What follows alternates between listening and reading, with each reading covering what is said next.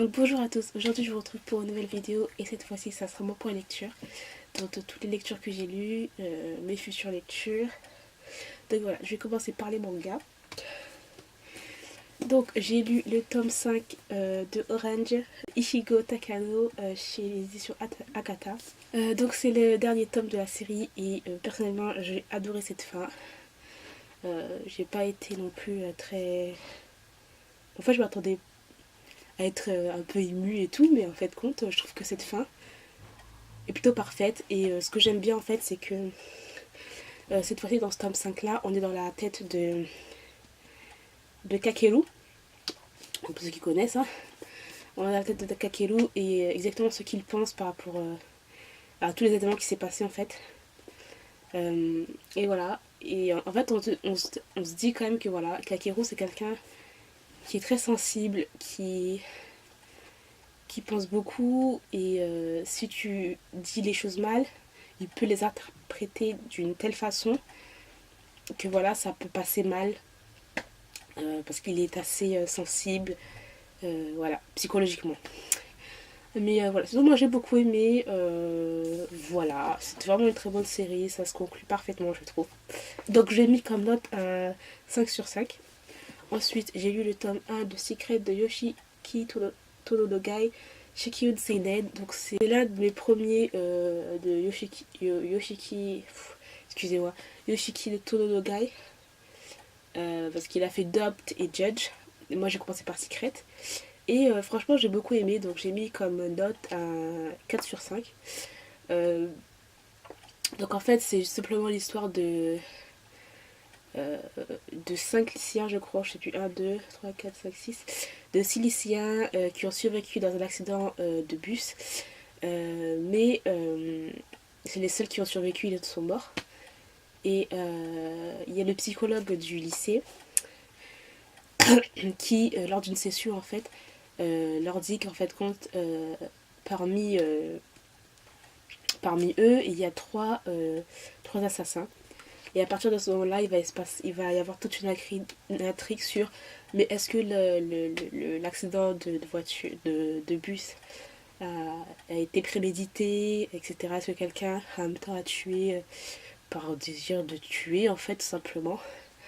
Et tout au long du manga c'est comme ça et il y a un suspense de ouf. Donc moi j'ai vraiment beaucoup aimé ce premier tome là. Ensuite j'ai lu le tome 11 et le tome 12 le tome 12 de Fairy Tail de Hiro Bashima chez Pika. Donc ces deux tomes là j'ai mis 4 sur 5. Ça faisait longtemps que je n'avais pas lu la suite en fait et il fallait que je me remémore un petit peu ce qui s'est passé. Donc là on est clairement dans la bataille et tout où Gérald veut ressusciter la tour, bref pour son propre bien, etc. Bref, et franchement j'ai trop rigolé dans ces deux tomes là, c'était super marrant. Bon après voilà, moi ce qui me gêne un petit peu, je pense que ça sera tout le temps comme ça, c'est les scènes de combat où il faut suivre quoi en fait, parce que si tu suis pas, tu comprends pas trop ce qui se passe.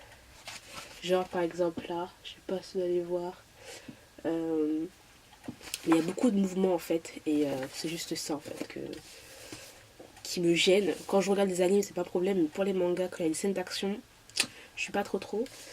Donc voilà, franchement j'ai passé un trop bon moment, j'ai tellement ri, j'avais oublié l'humour d'Hiro Mashima. Bon, beaucoup de fanservice avec des bouses partout, bon, tu dis ça sert vraiment à rien. Mais voilà, franchement c'était super marrant. Donc je continuerai bien sûr. J'ai lu le tome 11 et le tome 12 de Wolf Girl and Black Prince de Yoko Hata chez Kurokawa. Alors là, j'ai adoré, 4 sur 5 les deux. C'était tellement bien.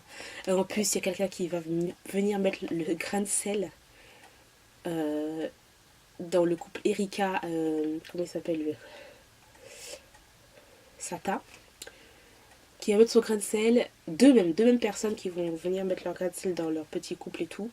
Et la confiance va un petit peu s'effriter. Mais voilà, franchement, j'adore Sata.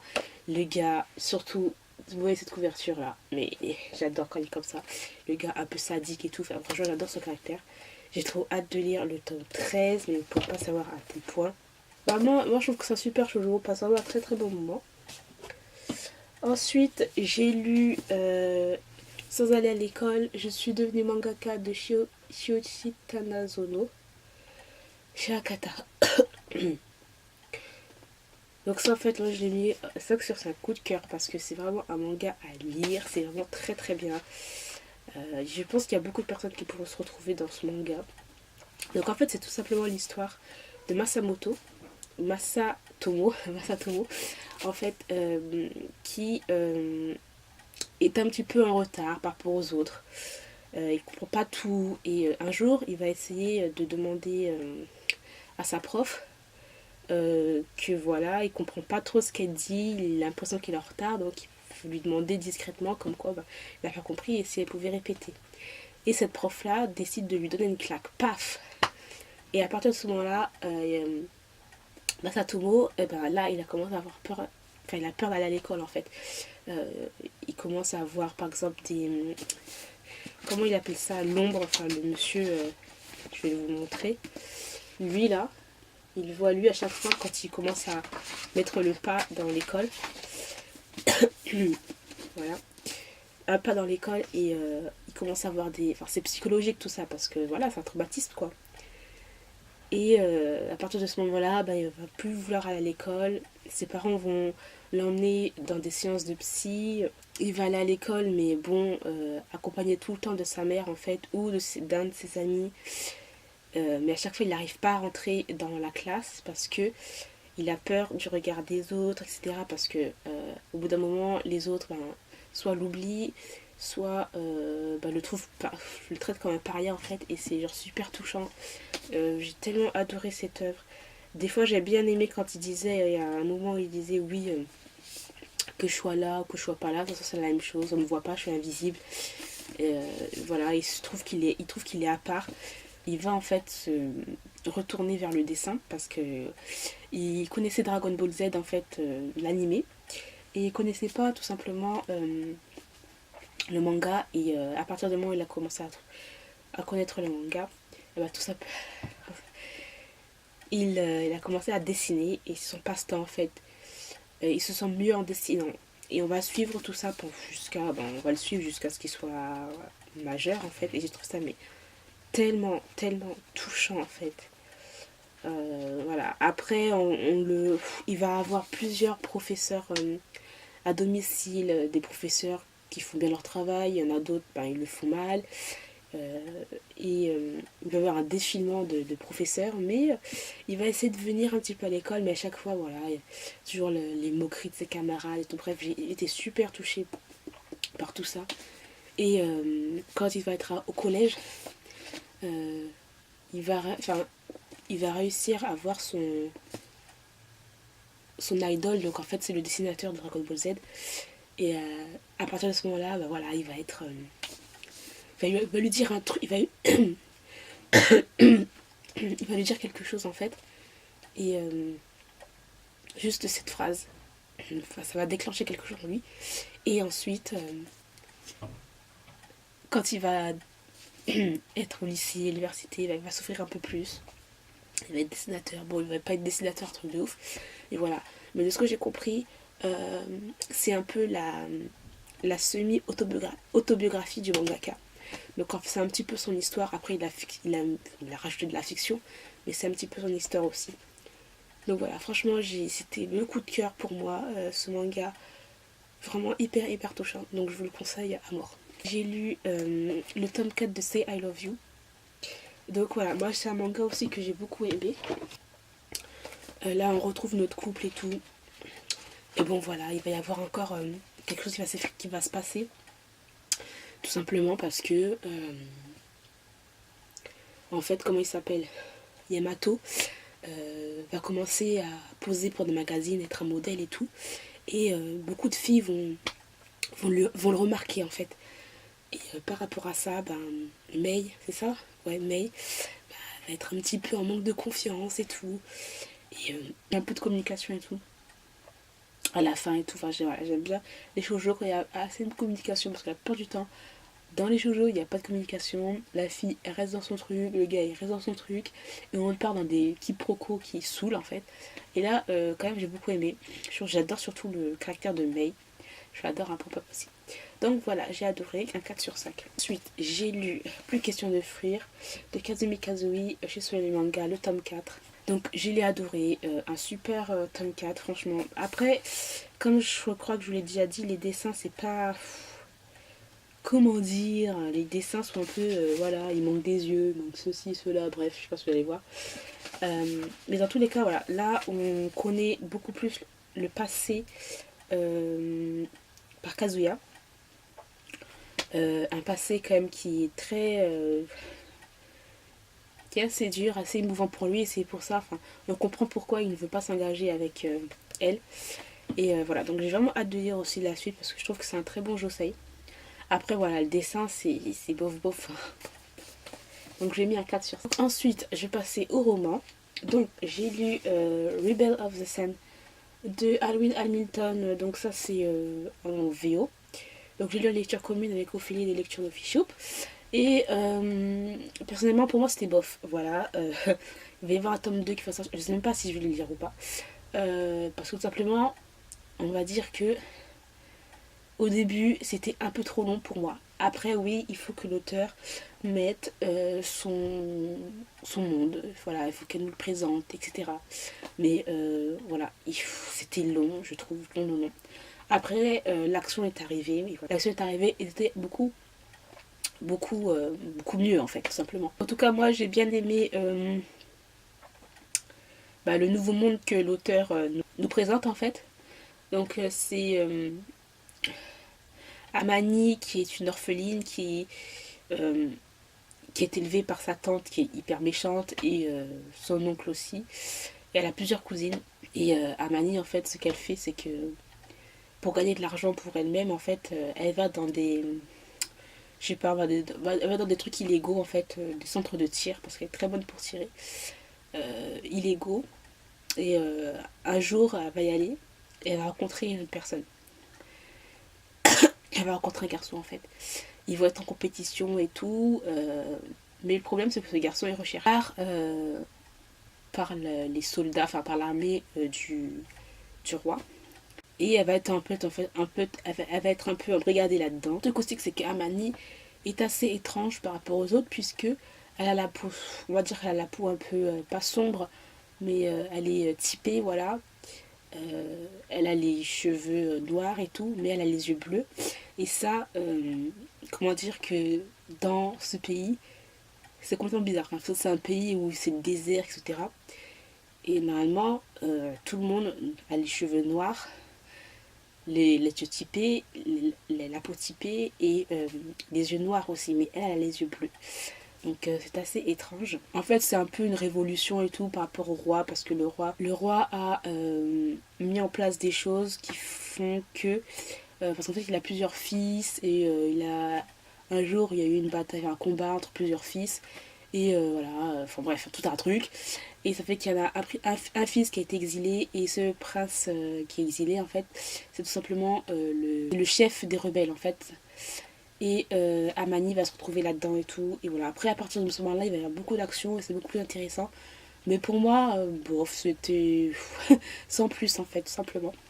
Donc voilà, moi je l'ai mis à 3 sur 5. Ensuite, j'ai lu une autre lecture VO, donc c'est Dragon's Wood de Janet Lee Carey. Alors là, en fait, quand j'ai commencé ma lecture, je me suis rendu compte que c'est un tome 2. Et je me suis dit, oh merde alors. Après, je me suis renseignée et je me suis renseignée en fait. Et en fait, le tome 1 et le tome 2, c'est sur différents personnages. On est dans le même monde, mais c'est différents personnages, donc ça va.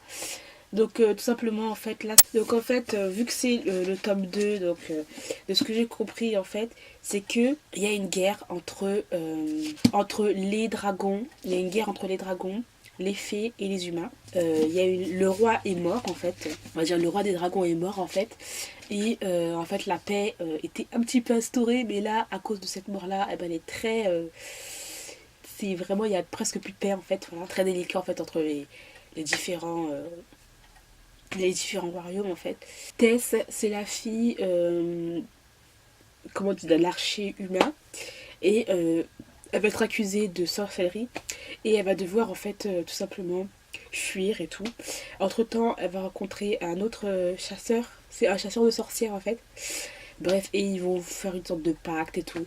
Bon, en fait, quand j'ai bien aimé, mais le problème, c'est que tu vois, on a tous les ingrédients.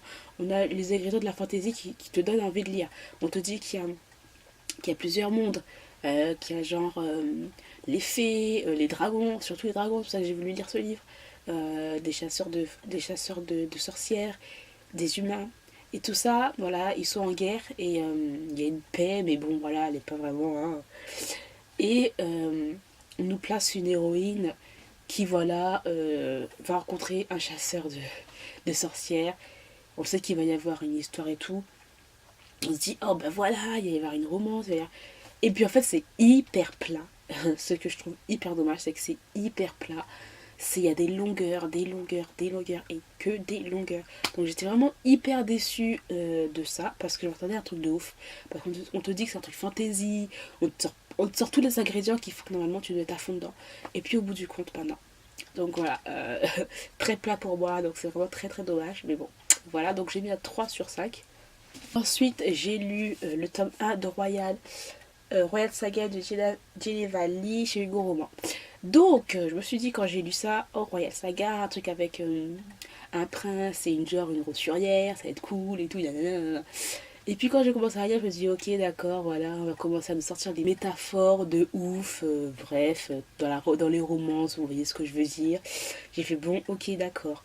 Ensuite, euh, j'ai je suis déçue parce que j'aurais voulu avoir un peu plus de choses de royauté et tout. En plus, quand j'ai lu ça, j'avais l'impression d'être genre c'était le prince Harry et son frère et tout. Enfin bref, ça me faisait penser un petit peu à ça.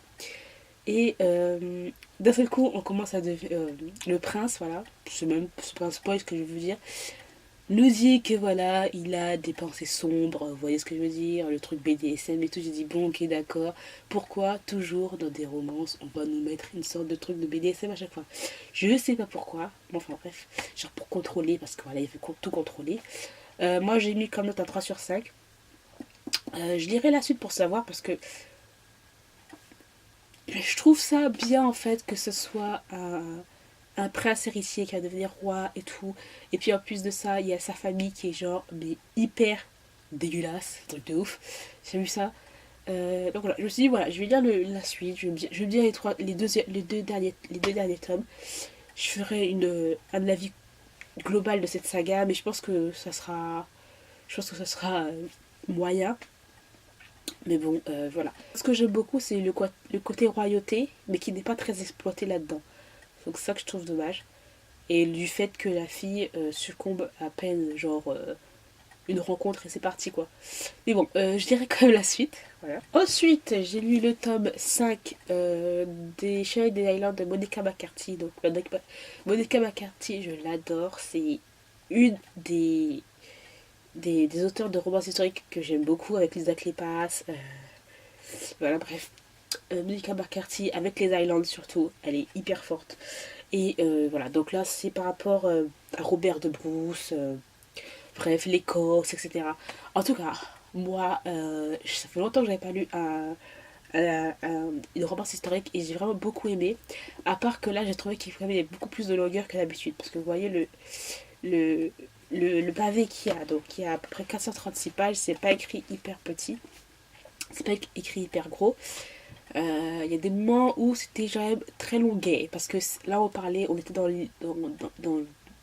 on est dans l'histoire en fait. Le côté très historique on était dedans. Après voilà, j'ai beaucoup aimé le caractère du personnage féminin qui est voilà, on va dire oh d'accord, elle est rousse, elle a les yeux verts je crois, rousse, voilà, le feu, genre elle est vous voyez, elle est pas comme les autres filles, elle va aller courir dans la cambrousse et tout, bref, vous voyez ce que je veux dire. Mais voilà, moi j'ai quand même beaucoup aimé. Donc voilà, ça faisait longtemps que j'avais pas lu en fait cette série-là, parce que je crois qu'on dit au tome 10, je crois. Donc je suis vraiment très très en retard. Mais j'aime beaucoup. Donc je lui ai mis une note quand même de 3,5 sur 5, donc voilà. Ensuite, j'ai lu le tome 2 de Hacker de Meredith Wild. Donc j'ai bien aimé, je lui ai mis un... Je sais plus, je l'ai mis quoi, un 3,5 ou un 4, je sais plus trop. Bref, j'ai beaucoup aimé quand même ce deuxième tome-là. Bon, après, voilà, ça se lit vite. C'est pas mal, mais j'ai vraiment un problème avec les nouveautés, enfin les romances maintenant actuelles, c'est toujours on est dans une romance. Là, on était dans un truc à cœur et tout. Et là, on nous dit que le personnage masculin, il a des tendances BDSM. Je viens de te dire, ok, d'accord, super. Bon, passons. Mais voilà, j'ai beaucoup aimé parce que d'un seul coup, il y a un petit truc qui se passe pour le père du personnage féminin. Euh, on connaît en fait sa vraie nature et par rapport à ça, j'ai adoré. Donc voilà, j'ai hâte de lire la suite. Franchement, je dirais la suite pour voir ce qui se passe parce que franchement, je trouve que c'est une romance qui se laisse lire et tout. Donc voilà. Bon, je suis un peu beaucoup enrhumée. Donc je parle du nez et je suis un peu fatiguée. Donc peut-être mes avis sont un petit peu vite faits, un peu comme ça. Bon, je suis désolée. Hein. Donc ensuite, j'ai lu The Deal de Elle Kennedy. Donc là, vous allez dire, mais comment ça se fait que je lis ça? Bon, en fait, je l'ai acheté récemment et je l'ai lu directement, en fait. Tout simplement. Et j'ai adoré. Donc j'ai mis un 4,5/5.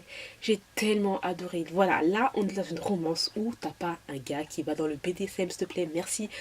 Là, c'est frais. Quand j'ai lu ce livre, je me dis, mais ah, je retrouve la romance que j'aime. C'est drôle, on a des personnages qui sont pas cons, on a des personnages qui sont hyper marrants. On a une fille qui a un caractère, qui se laisse pas faire, elle est douce, mais voilà, elle se laisse pas faire, elle a de la répartie.